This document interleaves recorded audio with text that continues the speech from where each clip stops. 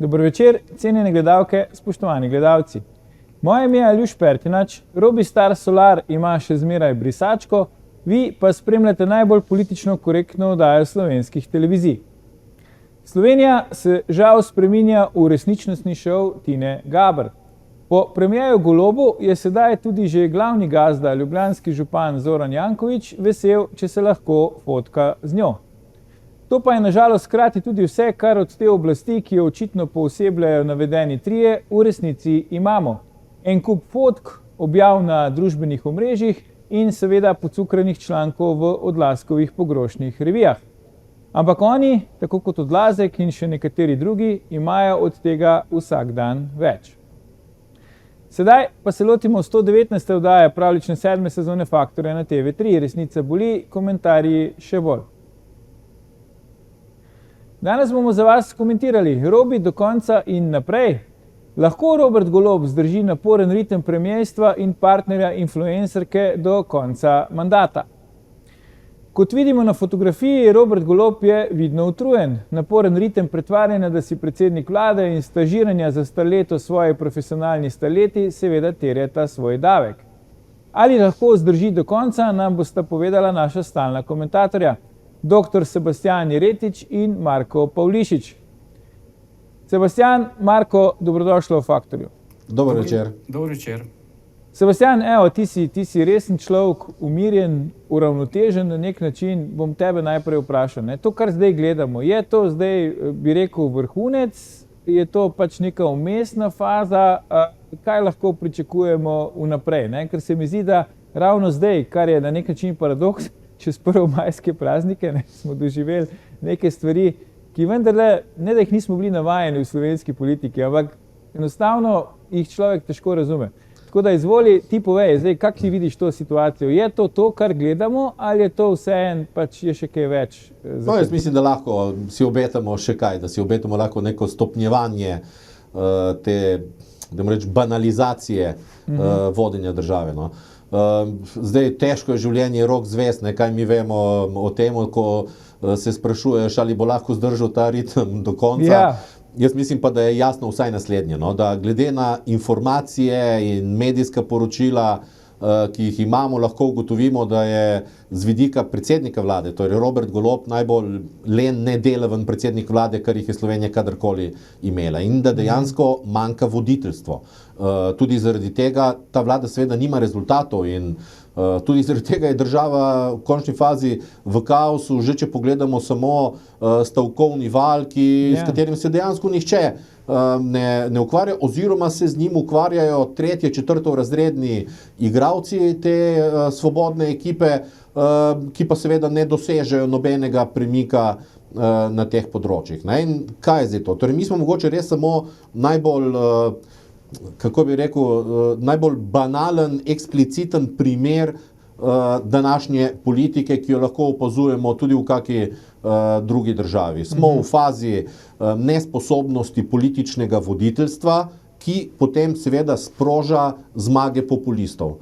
In reakcija teh tradicionalnih strank z nesposobnimi voditelji, potem ni, dajmo se zresniti, dajmo malo drugače delati, dajmo doseči neke rezultate, dajmo se posvetiti, ker v končni fazi je naše poslanstvo delo za ljudi. Ne? Ampak je njihova reakcija, vi ste grdi fašisti, kako lahko volite populiste, in zdaj vidimo, da je spet najbolj moderna zadeva tudi Slovenije prišla zdaj na evropsko raven, to je pa svečano zaklinjanje, da ne bodo sodelovali z desnimi populisti. Ne? To, kar smo recimo videli pred zadnjimi in tako naprej volitvami v Sloveniji, ko so dejansko novinarji, mainstream medijev zahtevali od vseh političnih voditeljev, da prisežejo, da ne bodo šli v koalicijo z Janezom Janšo, zdaj vidimo, da vse evropske stranke, torej socialisti, Renew in tako naprej, počnejo zdaj na evropski ravni. Ne? Torej, njihova edina programska točka je, da z desnimi strankami pa že ne bodo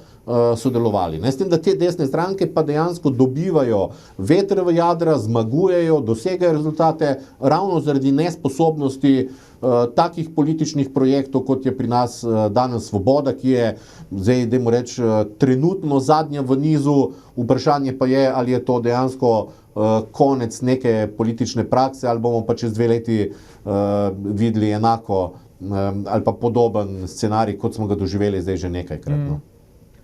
Marko, ti se spoznaš med drugim tudi na kriptovalute, ne? Zdaj nam laikom se zdi, da tisti tečaj kar niha neki gor dol, ampak tudi slovenska politika se mi zdi ta hip je tudi kar neki, pa evo, zdaj ti razloži, zakaj gre.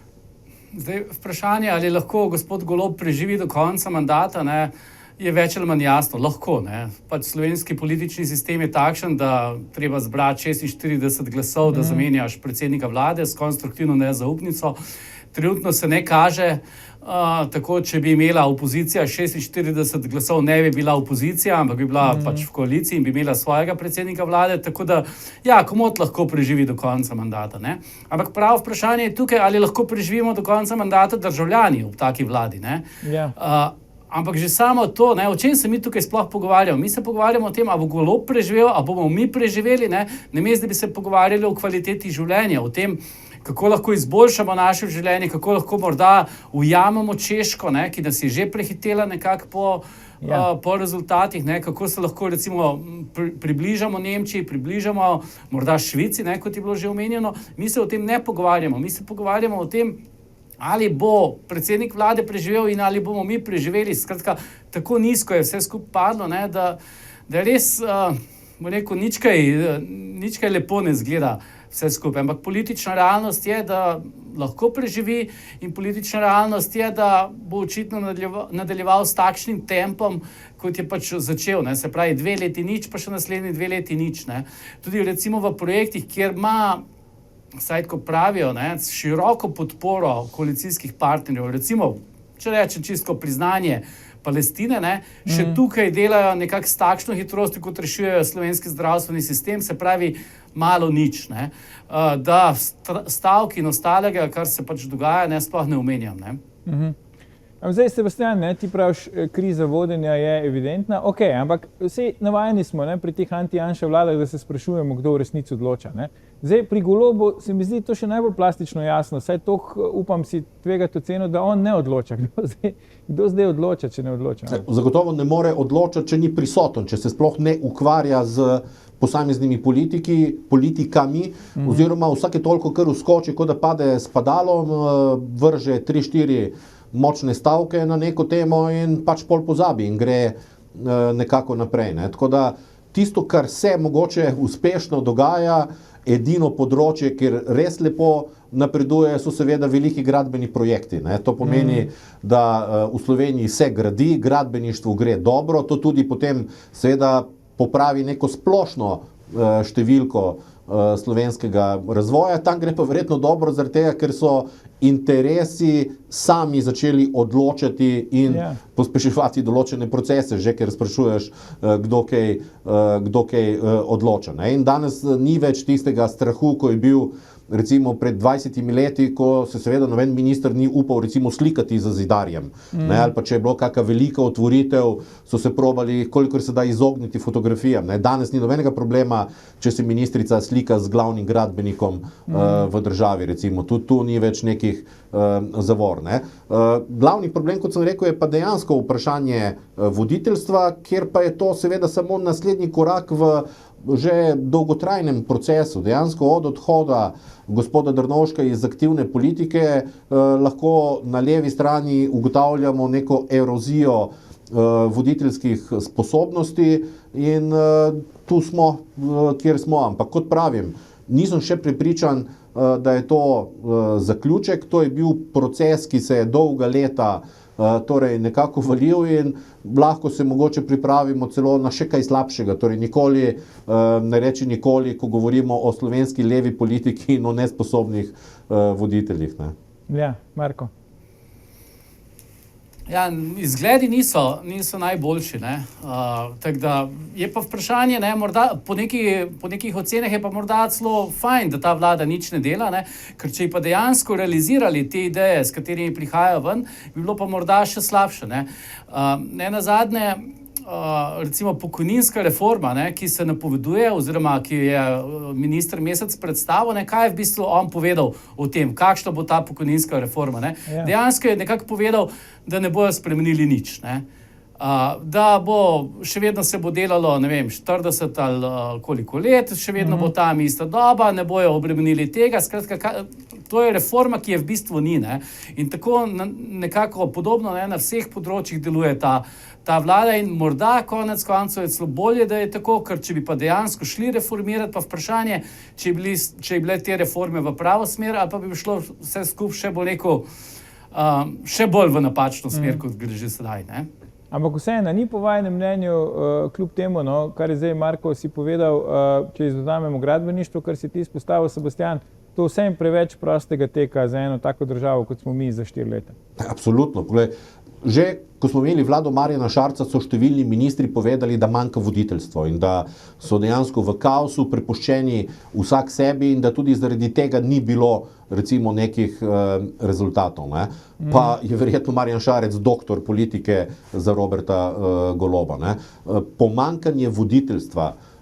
Po eni strani ima Marko prav, bolje, da ne realiziralo teh idej, ki jih imajo. Ne? Po drugi strani se pa sesuvajo vsi temeljni državni sistemi. Ne? Tudi tam, ker se je recimo z zakonom nekaj predpisalo, kot je zdaj recimo dolgotrajna pomoč, ne? Se ne more, torej ljudje ne morejo priti do svojih pravic, zaradi nesposobnosti upravljanja države. Zdaj smo videli zadnja poteza, ki mislim, da zelo lepo simbolizira to vlado, je seveda poteza Luke Mesca, ki je lahko všečna, ne? Da je šel z vlakom v Bruselj namesto z avionom. Ampak kaj to pomeni? Ne? To pomeni, da se politiki počutijo dejansko, kot da so na dopustu. Ne? Kot da imajo cel dan čas, da bodo potovali na nek sestanek. In tlele smo pa po eni strani so krivi vsi tisti, ki so pa recimo kritizirali predhodne vlade, če so se vozili s Falconom. Ne? Če hočemo učinkovito politiko, jih moramo omogočiti. To je kot da bi našim nogometašem rekli, dajmo te kopačke dol, bomo raj kupili kakšne tretje razredne. Ne gre enostavno. Če bi radi imeli vrhunsko politiko, mora ta vrhunska politika imeti ustrezne pogoje za delo. In dejansko so tudi slovenski mediji, slovenska javnost je sama sesekala kapacitete slovenske politike in tudi zato smo danes tam, kjer smo, da se lahko minister recimo vozi z vlakom na sestanek na mesto z avionom in vmes bere časopis in je sendvič, namesto da bi vsaj reševal zadeve, ki so ravno v njegovem resorju, mogoče celo najbolj problematične v tem trenutku. No. Ja, mislim, da imaš prav. Ne? V bistvu zdaj si še iz poti, si delaj na nek način dopust. Ampak predlagam, da si vzamemo krajši premor, ne moramo iti gledalke, gledalci, se vrnemo po oglasih, ko nadaljujemo s komentiranjem, ali lahko Robert Golob zdrži do konca. Ostanite.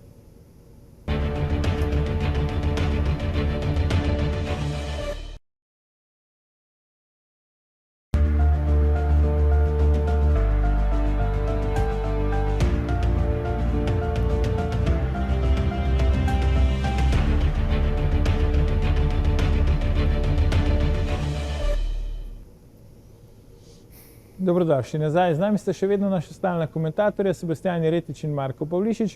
Pogovarjamo pa se o tem, ali lahko Robert Golob do konca zdrži naporen ritem premierstva in stažiranja pri svoji starleti. Zdaj, Marko, izgleda, da se ta virus influencerstva ali pa ta nek poskus biti všečen in s tem mogoče tudi zamegliti, zakriti to, da ni zadaj nobene vsebine, vse bolj širi iz funkcije predsednika vlade tudi na druge veje oblasti. Predlagam, da si zdaj pogledamo posnetek, kako se je na ta vlak usedla predsednica republike. Poglejmo.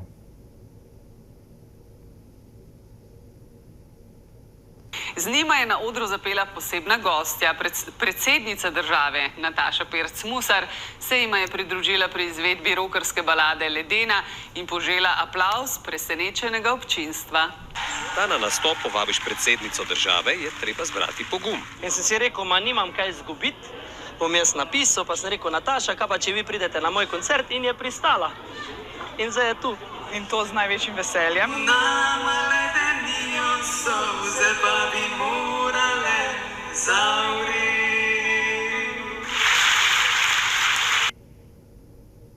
Zdaj, Marko, ta stavek tega glasbenika se mi zdi zelo pomenljiv. Rekel si je, kaj pa imam za zgubiti? Kaj imamo mi še za zgubiti? Zgleda, da vsak dela to v bistvu, kar zna, ne? In zdaj, če ne znaš vladati, ne, potem pač delaš to, kar znaš. Ne? Malo se tukaj rečemo, nostalgijo spominjamo Boruta Pahorja in očitkov, ki jih je bil deležen glede lastnega influencerstva. Ne? Yeah. Ampak moram reči, da če so tisto nekateri videli že kot neko dno neke resne politike, pa meni se takrat ni zdelo to, se mi zdelo na nek način celo, bo rekel, čist v redu, ne? Ampak to, kar pa zdaj počnejo, ne? Je pa še, bo rekel, 3-krat slabše. Ampak ne vem, zakaj bi temu rekli influencerstvo. Ne? Nekoč smo imeli precej boljši izraz za to in to je pač čist navaden populizem. Ne? Delati stvari, ki so kao všečne ljudem, da pokažeš, da si kao povsem običajen človek, da se na ta način probaš prikupiti vsebina ali pa to, kaj ne bi dejansko delal, ne? Pa v bistvu ostaja nekje od zade, ne? In potem država ne, se pač vodi kar sama. Ne? To, kar je prej Sebastian lepo omenil glede voditeljstva, ne? Kaj to pomeni, da je praktično celoten javni sektor brez voditeljstva? Ne? To pomeni, da večina ljudi na ministrstvih in potem naprej, ne, v bistvu dela manj, kot bi sicer, ali pa v bistvu sploh nič, ker nimajo ustreznih usmeritev, ker nimajo ustreznih bo rekel, napotkov, ne, in kar pomeni, da v bistvu nam recimo tretjina delovne sile v državi ne dela recimo s polovično kapaciteto, ne, kar pa se nam bo v končni fazi poznalo tudi pri standardu, ker ne nazadnje, bo rekel, imaš to, kar ustvariš in če bo tega ustvarjenega manj, pa ne zdaj, bo rekel, ne me narobe razumeti, da javni sektor že kadarkoli prav veliko stvar, ampak nekaj definitivno je. Se pa nam to pozna, ne? Pozna se nam v šolstvu, pozna se nam, da bojo otroci slabše izobraženi, da bojo študenti slabše izobraženi, da zdravstvene storitve se počasneje izvajajo, da smo manj deležni, da so ljudje dlje časa na bolniški in tako dalje in tako dalje. Ne? Tako da to pomanjkanje voditeljstva, ki je bilo omenjeno, ima potem, bo rekel, nek dolgoročni rezultat v slabšem življenjskem standardu za vse nas. Sebastian, ko je predsednica republike Nataša Pirc Musar nastopila mandat, je na začetku kar precej solila pamet predsedniku vlade, zdaj kaže, da ga skuša posnemati. Kaj se je vmes spremenilo?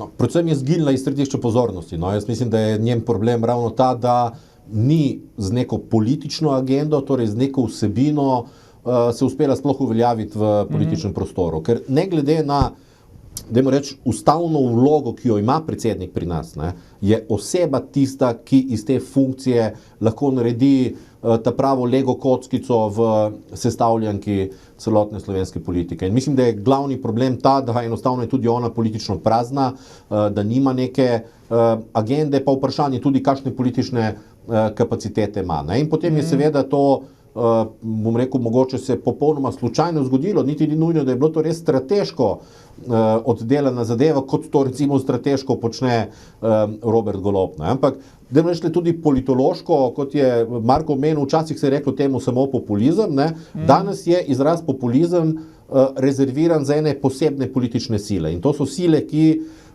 dejansko imajo zelo poenostavljeno sliko zadev, čisto ljudstvo proti umazani eliti in z izključevanjem bodisi migrantov ali neke druge skupine iz tega čistega ljudstva. Ne? Tako da je to politološko izraz rezerviran tudi kot nek pljuvalnik zaradi tega za tiste, ki prihajajo na mesto nesposobnih tradicionalnih strank.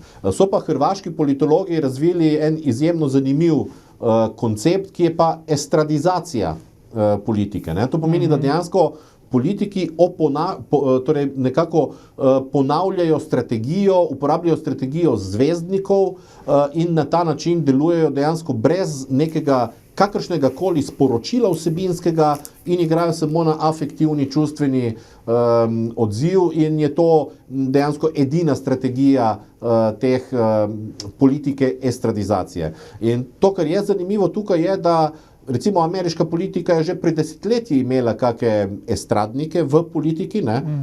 prvi, najbolj znan verjetno Ronald Reagan kot filmski igralec, vendar je bil fenomenalen politik. Torej je dejansko bila tam politika na prvem mestu in je samo svoje izkušnje iz prve kariere uspešno uporabljal, ampak z zelo jasno in tudi mogoče eno najbolj direktnih ideoloških politik, kar jih je Amerika imela v vseh teh, v zadnjih 50 letih mogoče celo. No. Danes pa torej dobivamo politično, ideološko popolnoma prazne ljudi, ki tudi nimajo ustrezne ekipe, ki bi lahko kompenzirala recimo njihovo osebno politično praznino. In je potem edina stvar, ki jim ostane nekako pritegovanje pozornosti in igranje nečesa drugega, kot pričakujemo od nekega političnega voditelja. Ne?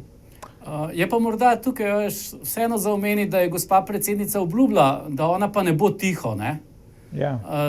Kot je bil Pahor, ne? In zdaj pač mi smo si samo takrat narobe razlagali, kaj to pomeni, da ne bo tiho. Ne? Mogoče tekmuje tudi s predsednico državnega zbora, ona tudi ni tiho. Ne? Ampak, Marko, se tebi zdi, da jim ratuje, recimo, da Robertu Golobu ratuje to, da biti, kot pravi Sebastian, estradna zvezda ali pa posnemate estradne zvezde, ker meni se zdi, da pač je Golob pri tem enako naroden ali pa Štoraš, če hočeš, kakor je pri svojem primarnem poslu, vsaj tistem, ki bi ga naj opravljal. Ne? Pač on je še vajenc v tem poslu, ne? Se uči, jaz ne bi rekel, da se prav zelo hitro uči, se mi zdi, da recimo, če primerjam že s prej omenjenim gospodom Pahorjem, ne? Je gospod Pahor vseeno imel precej več nekega stila, pa precej več nekega sporočila in je to precej bolj pristno izgledalo, ne? Čeprav so se mu velikokrat smejali, ne?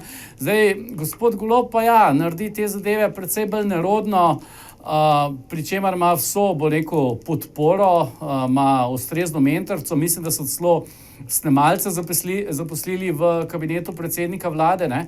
Tako da, ampak kljub temu nekega rezultata ni, ker pač on enostavno to ni, želi pa si biti, ne? In če si ti nekaj, če želiš nekaj biti, pa to nisi, ne, je to kar težko zaigrati, ne? Moraš biti res dober igralec, ne? Ja, absolutno. Jaz bi tle nekaj dodal glede recimo Pahorja, ne?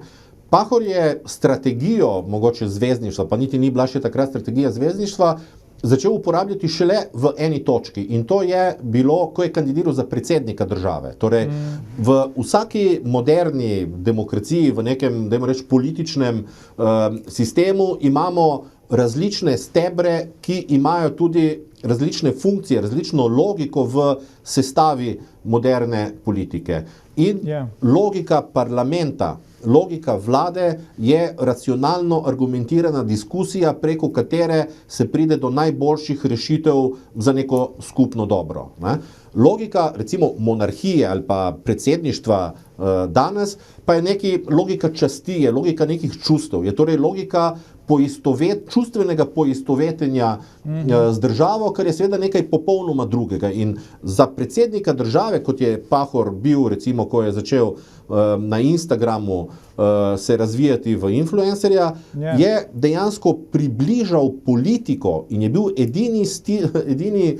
edina stična točka politike s tistim delom ljudstva, ki pa popolnoma zanemarja in niti slučajno ne spremlja racionalno argumentirane, vsebinske recimo politike. Tako da je to v popolnoma drugačni vlogi, kot je recimo predsednik vlade. In tudi, če se spomnimo pred tem, ko je bil Pahor in predsednik parlamenta in predsednik vlade, je nastopal dosti bolj zadržano. Je tudi vedno, če se spomniš, Ljuš pazil na vsako besedo, na vsako vejco, s filigransko natančnostjo mora precizno najti ustrezen stavek za neko temo. In tudi, ko smo ga takrat pošiljali pred volitvami 2008, recimo na oddajo Piramida, si tudi not padel in tako naprej, mu ni bilo ravno všeč. Ne? Torej ni z veseljem tam igral neko drugo vlogo. Šele ko je opustil to, da rečemo, parlamentarno in egzekutivno politiko in prešel v politiko časti, emocionalno politiko, kar je recimo predsednikovanje državi, pa je potem tudi ta stil nekako premaknil. Ne? In mislim, da je ta distinkcija dokaj pomembna tudi za ocenjevanje vseh drugih, ki se predvsem recimo predsednika vlade ali pa predsednice parlamenta, ko se ukvarja z neko, ali pa da rečemo, izvaja neko estradizacijo svoje vloge. No. Če že primerjamo to fotografijo, ki smo jo zdaj videli, Pahor je nasupil v obleki z neko državniško držo in potem Roberta Goloba nasupil zgoraj brez, v nekih kupalkah, razlika je očitna. Ampak Sebastian, zdaj Gibanje Svoboda se mi zdi ima težave tudi z nekimi, bi rekel, takimi čist običajnimi političnimi opravili, kot je recimo sestava liste za evropske volitve. Ne bom rekel, da je to čist rutinska stvar, ni pa konec sveta. Poglejmo, kako je zdaj, ko so jo končno menda dobili, evo, to je predsednik vlade nasupil, pa prej predsednik republike. Poglejmo zdaj, ko so končno dobili listo za evropske volitve v Gibanju Svoboda, kako je predsednik vlade in stranke Robert Golob pospremil. Poglejmo. In tako, ko je Dončić ponosen na svoje trojke, tako smo mi v Svobodi ponosni na svojo ekipo. Hvala. Zdaj, Sebastian, Bojan Požar pravi, da se temu reče verbalno posilstvo, kar je storil Robert Golob z Luko Dončićem. Zdaj, odkje je ideja, da bi pri predstavitvi liste za evropske volitve se lahko referiral na Luko Dončića in na njegove trojke? To je spet banalizacija, ker če kaj, verjamem, da je Luka Dončić daleč najbolj ponosen na svoje asistence, ne na svoje trojke. Najbolj je ponosen na to, da razigra ekipo, ker razume, da je košarka ekipni šport in tudi vsak njegov stavek gre v smer poudarjanja ekipe. Tudi ko doseže ogromno točk, se opraviči ekipi, če recimo ni uspel ustrezno dvigniti recimo vseh igralcev. Zaradi tega, ker razume, da je to ekipno prizadevanje. In če kaj, Robert Golob niti slučajno ni Luka Dončić, ker ima pa ravno katastrofalen odnos do ljudi, s katerimi sodeluje. Se je tudi sam povedal, on jih pač vrže čez rame in ne pogleda več. Tako da zato smo tudi zdaj dobili, dajmo reči, svobodno listo A in B. Eno, ki je v ospredju in lista B, ki je bila vržena čez rame in se zdaj, dajmo reči, vrača nekako maščevalno. Ampak tle zdaj vidimo pri obeh, torej in pri Golobu in pri teh užaljencih, ki se zdaj združujejo in vračajo, jaz mislim, da popolnoma napačno motivacijo za kakršnokoli delo v politiki. Jaz verjamem, da je bila dejansko edina motivacija Roberta Goloba za vstop v politiko enostavno kaprica in užaljenost, ker mu država ni dala novega mandata v državnem podjetju, za katerega je pričakoval, da mu pač pripada nekako. In je torej iz užaljenosti, iz kaprice šel na volitve, ne pa zato, ker bi imel neko vizijo, ker bi razumel politiko kot neko poslanstvo in to tudi vidimo zdaj s tem, dajmo reči, prevladovanjem dopusta nad dejanskim vodenjem države. In ta njegov odnos do drugih ljudi, ki je bil podoben že tudi v podjetju in nasploh v lokalni politiki in v katerem koli drugem odnosu je imel, je dejansko največja razlika med takim tipom človeka in Luko Dončićem, ki je ekipni človek dejansko na vsakem koraku in za vsako besedo, ki jo izreče. Ja. Zdaj, Marko, bili smo navajeni, seveda, ne samo pri nas, da se politiki pač, ne vem, slikajo z vrhunskimi športniki, da jim čestitajo in tako naprej. Nismo pa bili navajeni, da bi se probali šlepati na njih na tak način, kot zdaj je Robert Golob. A misliš, da mu to lahko koristi, oziroma odkje to prihaja? So te samante, kdo mu zdaj to svetuje, pač take nebuloze? No? Ne, to mu nobene svetuje, ampak jaz sem po svoje presenečen nad tem, da sploh se da še kakršnokoli težo temu, kar gospod Golob reče. On je že zdaj tolikokrat dokazal, da to, kar reče, da so to besede, ki so vržene tja v zrak, naj živijo svoje življenje, da dejansko s tem ni odzad nekega razmislega, ni odzad nekega namena.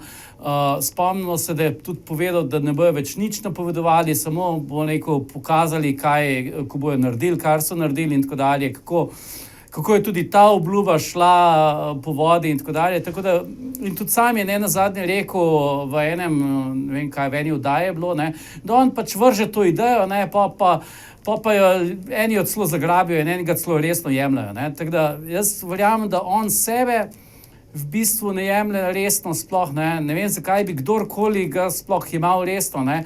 Zdaj, njegovi poslanci, ne, ga nekako morajo, ne, ker on je vseeno, bodimo tukaj pošteni, dejansko mi je on zrihtal to službo, ki jo imajo tam in bojo poskrbeli za to, da bojo oddelali do konca te 4 leta, ne, ker se nekako počasi že zavedajo, da verjetno bo to tudi zadnjo, kar bojo dosegli, ne, ampak dejansko mi je zelo žal, da moram to reči, ampak beseda našega predsednika vlade v bistvu ni vredna nič, ne.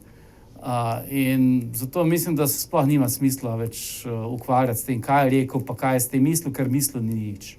No, pri tej vložitvi liste je še nekaj drugega pomembno. Eno je to, kar je rekel, ne? Drugo pa je, da je enostavno, ko je svoje povedal, šel stran. In celo Žiga Bonča, torej novinar 24 ur, novinar Pop TV-ja, ki je svobodni medij, ki je medij, ki je najbolj kriv za vse te nove obraze, zato ker jih vedno znova ustvari v javnem mnenju, je posebej izpostavil, da je od vseh list, ki so bile vložene, Robert Golob edini, ki ni odgovarjal, ki je ignoriral novinarje, prišel, povedal svoje in ki torej razume komunikacijo samo enosmerno. Spet v nasprotju z vsem tistim, kar je govoril recimo v sami predvolilni kampanji, ko je vedno rekel, da bo odgovarjal na vsa novinarska vprašanja, da se pred nikomer ne bo skrival in tako naprej. Ne? Tudi, tako da ne samo to, kar govori, kar je res banalno in tu Marko prav, sam je Robert Golob izpostavil, da on kar meče neke zadeve iz sebe, ne?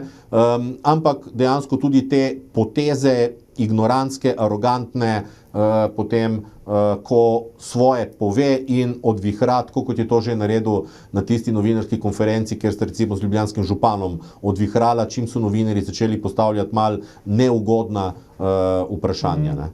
Ja. Ampak zdaj, če nadaljujemo debato, če se strinjate tu pri evropskih volitvah, ne, zdaj ankete kažejo, da se vladajoči koaliciji napoveduje kar katastrofalen poraz. Mislite, da lahko morebiten pač ta slab rezultat na evropskih volitvah kaj zamaje, to idilo, to uživancijo na oblasti, ki jo zdaj spremljamo, ali ne? Mislim, real politika pomeni, da bojo poslanci želeli svoj mandat oddelati do konca. Ne. Spomnimo se tukaj raznih poskusov, ne, bo rekel, ko je recimo gospod Šarec vrgel puško v koruzo, ne, se je potem relativno hitro pojavila neka nova možnost, ne, ampak to ni bilo niti prvič, niti zadnjič. Enako je, mislim, da je Vogrin probal recimo takrat v času vlade Alenke Bratušek nekako postaviti mandatarstvo, da si bi podaljšal mandat za par mesecev, ne. Potem je, mislim, da gospod Erjavec z neko podobno zgodbo šel in tako dalje. Tako da bi si poslanci predčasno skrajšali mandat, ni prav zelo verjetno, ne. Vsekakor pa se bojo bliže, ko bojo volitve, ne, več vprašanj si bojo sami pri sebi postavili, ali gremo v pravo smer, ali bom lahko bil še enkrat izvoljen, in takrat se bo povečala napetost, ampak tukaj govorimo recimo 6 mesecev pred volitvami, tako da recimo lahko, da bi prišlo, ne vem, 3 mesece prej ali pa kaj takšnega, kaj je bistveno več pa ne. In tudi, če bo, lahko že zdaj povem, če bojo rezultati za koalicijske stranke slabi na evropskih volitvah, ne, bo odgovor popolnoma jasen. Ne. To nam bo dalo samo še dodaten zagon, da zdaj pa res začnemo dobro delati. Zanimivo, Sebastian. Ne, se strinjam popolnoma. Torej, kar je mogoče pričakovati, je reakcija edine politične stranke, ki deluje dolgoročno v tistem sklopu, to so Socialni demokrati. Torej, če kdo, bi oni mogoče z neko interno dinamiko, to ne pomeni rušenja vlade, ne, ampak nekega mogoče drugačnega diskurza, drugačnega pozicioniranja, vsaj neke priprave na prihodnje volitve. Ne. To bi bilo po eni strani mogoče pričakovati tudi od levice, vendar je ta v popolni notranji krizi in je vprašanje, ali ta konstelacija lahko sploh nadaljuje pot do prihodnjih volitev. Ne? Ampak, če od koga bi neko vsaj strateški razmislek in mogoče repozicioniranje pričakoval vsaj od socialnih demokratov, če želijo na naslednjih volitvah ne samo tik preživeti, ne, ampak doseči nek spodoben rezultat, ki bo, če ne drugega, omogočil vsaj teh nekaj 100 služb, kar jih njihov rezultat običajno omogoča in izgleda že zadnjih 5 mandatov kot edino poslanstvo te stranke. Ne. Tako da, kar se pa drugega tiče, pa se strinjam popolnoma z Markom, torej nobene intenzivnosti ne bo v iskanju alternativ, v mogoče skrajšanju mandata, razen če bodo zunanje velike sile dobile nekoga, ki bi uspel celotno konstelacijo Svobode, Levice in SD-ja prepričati recimo v neko drugo ime. Neke govorice zadnje čase so o tem, da je ravno zaradi sploh razmišljanja o alternativi Golobu in tehnični vladi bil bivši generalni sekretar SD-ja Žibret tarča napadov in da je celotna afera se podaljševala ravno zaradi tega, ker je razmišljal in tipal o tem, da se postavi v isti konstelaciji parlamenta ena malo bolj operativna vlada, kot je Golobova. Ne? Tako da takih govoric bo verjetno še precej v ozadju, ampak dokler je matematika v parlamentu takšna, kot je, seveda neke resne alternative tu ni mogoče. Bo pa seveda rezultat in ta poraz dodatno vplival na pogled na to vlado, uporabil se bo kot vsakokratni argument v kaki debati. Opozicija bo lahko vsakič znova povedala, da ta vlada nima več nobene legitimnosti, ker nima podpore ljudi in tako naprej, ne? Ampak na dejstva, na samo glasovanje, na same poteze, realne poteze, pa to nikakor ne bo moglo vplivati, ne? Še zadnje vprašanje, Marko. Opozicija, se lahko nasloni nazaj, je kokice in to opazuje, ali vendarle ne more biti tako mirno? Definitivno gre tukaj opoziciji v korist, če je predvsem tiho, pa opazuje to, kako se to samo dogaja. Hkrati pa morajo poskrbeti vseeno, da dajo vtis nekega resnosti, se pravi, če pridejo vsake toliko časa s kakšnim resnim predlogom, dobrim, da pokaže, da nekaj se delajo, da nekaj delajo in da ne smejo preveč dvigati prahu, ne, potem bojo delali dobro in bojo pač koalicija delala v bistvu za njih, ne, ki s tem, ko pač ne dela nič, ne. Ampak ja, v glavnem, če se fokusirajo na kokice, bojo naredili še najbolje za sebe, ne. Evo, pa smo še mi trije ratali na koncu influencerji za kokice, ne? Pa si razlagajte to, kakor si že želite. Dr. Sebastijan Jeretič, Marko Pavlišič, najlepša hvala za vajine današnje komentarje v naši oddaji. Gledalke, gledalci, to je bil o tem, ali lahko Robi zdrži do konca, že 1027. faktor na TV3. Jutri bomo za vas komentirali, ali moramo pri nas uzakoniti evtanazijo. Ne zamudite, predvsem pa ne pozabite, ni vseeno, kdo kaj reče.